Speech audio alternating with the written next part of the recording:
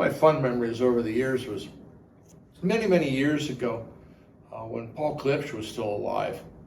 I contacted the Klipsch company, the local rep, Mike, who's become a good friend, got the message, and he didn't know what to do with it because, we were a very well-established high-end company, and what was going through his mind is, what the hell do we want with Klipsch? And after 6 months of pestering him, Mike finally relented, and he called. And he goes, okay, like, what are you interested in, and why, and stuff.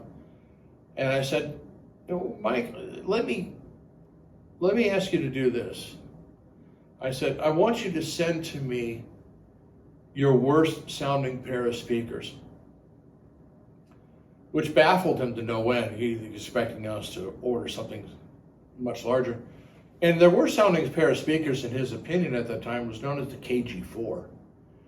And so Mike, sent us a pair of KG4s, and we set them up initially, ignoring Paul Klipsch's way of doing things, and set them up in the traditional audiophile sort of setup. And they sounded fairly miserable. So we just kind of went, okay, let's listen to Paul Klipsch, and let's get him in the corners and see what we got. And they were fun as shit that whole night. We had a blast with them.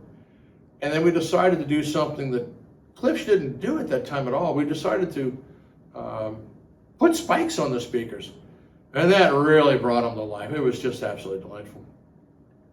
So we started selling more and more of the Klipsch speakers, and Mike was kind of confused that we were doing this, given that we sold high-end equipment.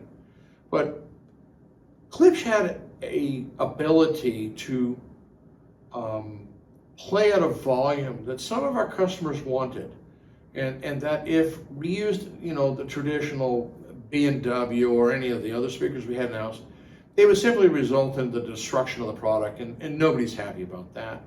And we were having a lot of fun with Klipsch. So we asked Mike Dyer, that's who it was. We asked Mike to come down and do a show with us. And he said, sure, let's do it, because you're selling some of my stuff.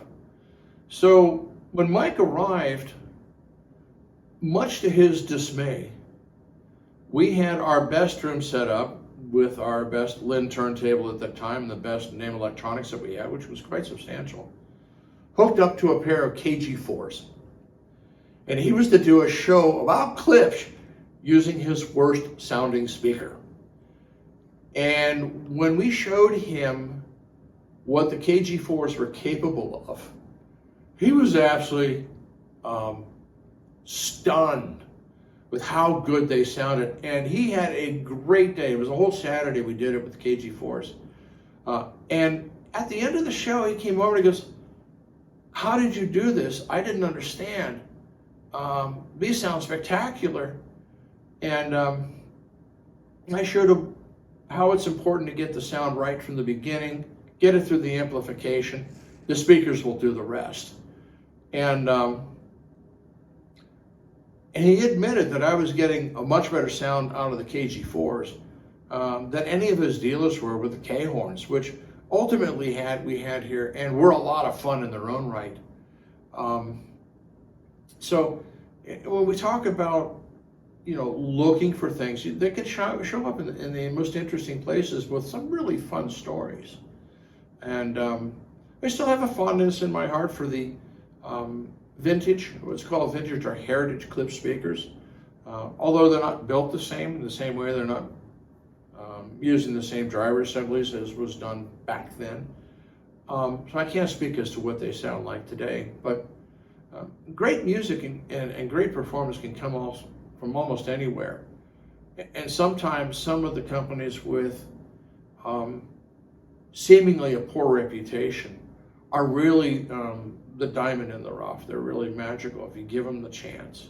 So that was one of my fun experiences of owning Audible Elegance, was opening the eyes to someone about how good of a product at that time they really had.